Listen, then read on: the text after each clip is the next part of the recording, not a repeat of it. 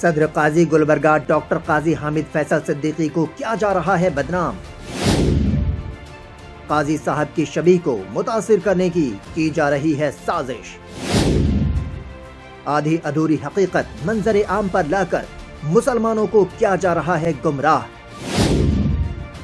منصب قضات کے تعلق سے مسلمانوں کو کیا جا رہا ہے بدظن۔ گزشتہ ایک برس سے گلبرگہ شہر میں قاضی حامد فیصل صدیقی کے تعلق سے اور دفتر قضات کے تعلق سے عوام کو گمراہ کیا جا رہا ہے۔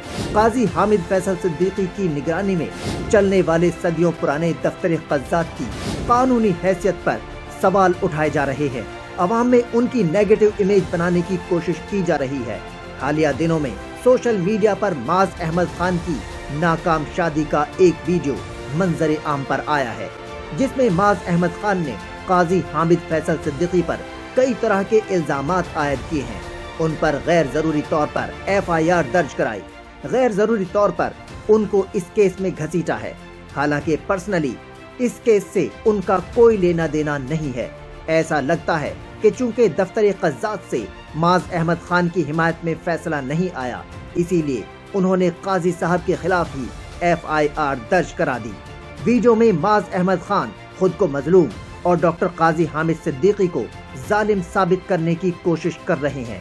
آپ ہی فیصلہ کیجئے کہ اگر کوئی طلاق شدہ خاتون یا خلا شدہ خاتون کا نکاح ثانی ہو رہا ہے، یا پھر کوئی مرد دوسرا، تیسرا یا چوتھا نکاح کرتے وقت قاضی صاحب سے یا قاری النکاح سے یا پھر دفتر قضات سے کچھ معلومات چھپا رہا ہے اور دریافت کرنے کے باوجود جھوٹ بول رہا ہے، تو اس کی ذمہ داری لڑکا یا لڑکی کے والدین پر عائد ہوتی ہے، نہ کہ قاضی صاحب پر یا قاری النکاح پر۔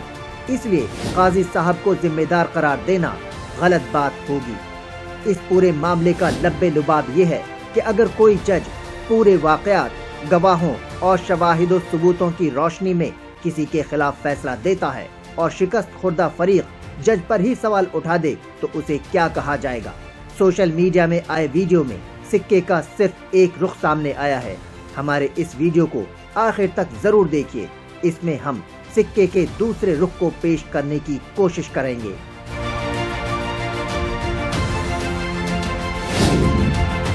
معاذ احمد خان نے جھوٹ، سازش، بدنیتی، فساد و شر کی نیت سے بنایا ہے ویڈیو۔ سابقہ سسرال کے لوگوں کو پریشان کرنے اور مشکلات کھڑی کرنے کے لیے بنایا ہے ویڈیو۔ انتقام کی آگ میں سابقہ سسرال کے لوگوں کو بدنام اور ذہنی استحصال کرنا ہے ویڈیو کا اہم مقصد۔ قاضی صاحب کے خلاف دل کی بھڑاس نکالنے کے لیے معاذ احمد خان نے سوشل میڈیا کا کیا ہے استعمال۔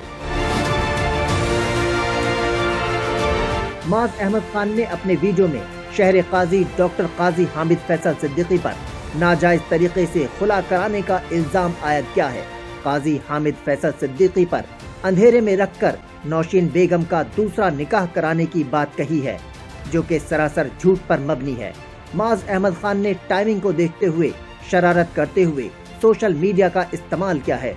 جس دن یہ ویڈیو منظر عام پر آیا، اسی دن نوشین بیگم کے بھائی کا کملا پور میں نکاح ہو رہا تھا۔ اس کا مقصد صاف ہے کہ نوشین بیگم کے والدین اور اس کے بھائیوں کو تنگ کرنے کے لیے معاذ احمد خان نے سوشل میڈیا کا استعمال کیا ہے۔ نوشین بیگم کے ساتھ ساتھ ان کے موجودہ شوہر اور ان کے پورے گھر والوں کے خلاف FIR درج کرائی۔ اس سے بھی معاذ احمد خان کی نیت پر سوال اٹھتے ہیں۔ ایک ظالم شوہر جب اپنی بیوی پر ظلم کرتا رہتا ہے اور مسلسل کرتا رہتا ہے تو بیوی کب تک یہ ظلم برداشت کرتی رہے گی؟ آخر ایک نہ ایک دن تو یہ صبر کا پیمانہ ٹوٹے گا ہی۔ مظلوم بیوی اپنے شوہر کے مظالم سے تنگ آ کر علیحدگی چاہے گی، کہیں تو گہار لگائے گی۔ اس کیس میں بھی یہی ہوا ہے۔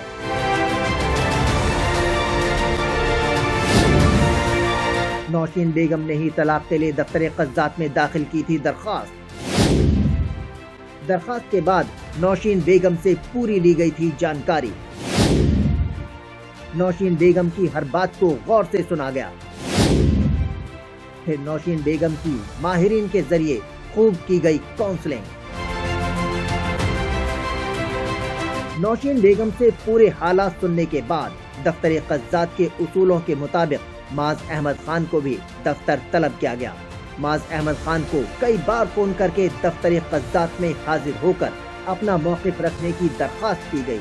दफ्तर क़ज़्ज़ात से फोन कॉल्स जाने के बावजूद, 3 रजिस्टर्ड पोस्ट जाने के बावजूद माज अहमद खान ने दफ्तर क़ज़्ज़ात पर हाजिर होकर अपना मौक़िफ़ नहीं रखा। काजी हामिद फैसल सिद्दीकी के मुताबिक पूरे मामले के दौरान सिर्फ एक बार दफ्तर क़ज़्ज़ात पर हाजिर हुए और जॉइंट काउंसलिंग के लिए भी रजामंदी जाहिर की, लेकिन जब उन्हें फोन करके तलब किया गया तो उन्होंने बताया कि उनके वालिद की तबीयत नासाज है और वो बंगलुरु में है, इसलिए हाजिर नहीं हो सकते। इसके बाद भी उन्हें कई बार फोन किया गया और नोटिसें भी रजिस्ट्री पोस्ट के जरिए रवाना की गयी। अब 4 साल बाद माज अहमद खान सोशल मीडिया पर आकर पूरी ताकत और सफाई के साथ झूठ बोल रहे हैं और हकीकत को छुपा रहे हैं।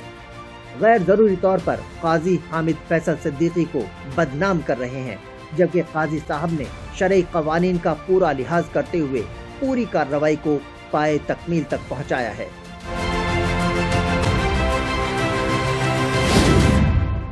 25/10/2021 को माज अहमद खान को पहली नोटिस बजरिए रजिस्ट्री पोस्ट रवाना की गई।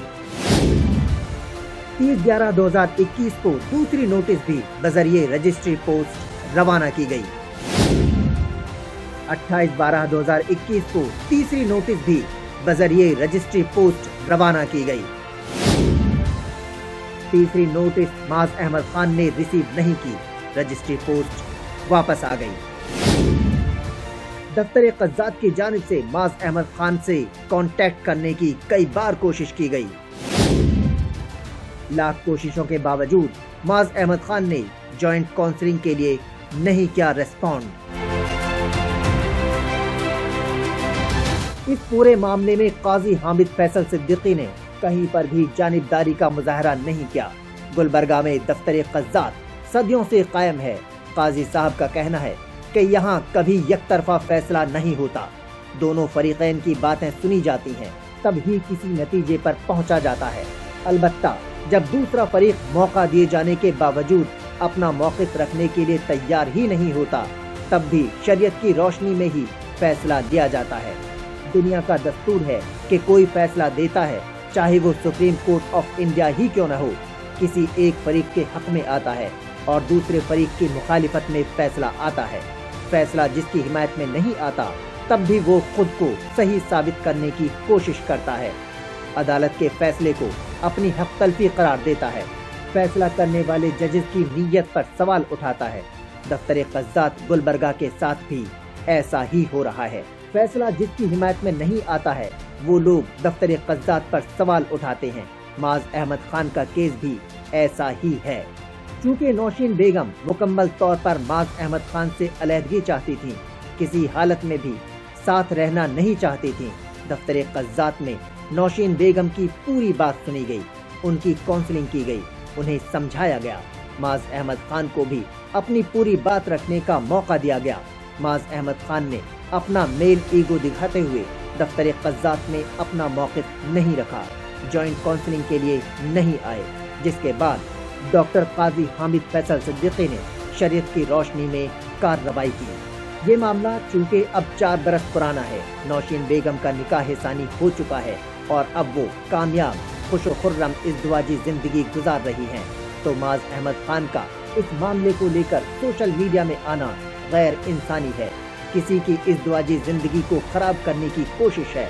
माज अहमद खान वीडियो में बार बार नौशीन बेगम को अपनी बीवी बता रहे हैं, जबकि शरई एतबार से अब नौशीन बेगम किसी और के निकाह में है। इस लिहाज से माज अहमद खान का नौशीन बेगम को अपनी बीवी बताना गैर शरई और गैर कानूनी है।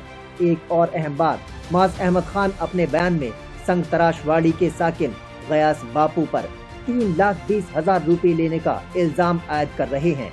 इस पर कमाल की बात यह है कि गयास बापू का नाम कहीं भी FIR में दर्ज नहीं है। माज अहमद खान के मुताबिक गयास बापू ने मामले को सुलझाने के बहाने उनसे किस्तों में 3,20,000 रुपए लिए। इतनी बड़ी रकम ऐंठने का इल्जाम आयद करने के बावजूद आखिर माज अहमद खान ने गैस बापू के नाम पर FIR दर्ज क्यों नहीं कराई। जानकारों का कहना है कि गैस बापू रिश्ते में माज अहमद खान के दूर के मामू होते हैं, जिस पर मामला सुलझाने के बहाने पैसे लेने का इल्जाम आयद किया जा रहा है। उस पर कोई कानूनी कार्रवाई नहीं की जा रही है और जिसने एक लड़की का घर आबाद किया उस पर FIR दर्ज की जा रही है। अब अवाम खुद फैसला करें कि कौन सच्चा है और कौन झूठा। Bureau report, Hind Chronicle, Gulbarga.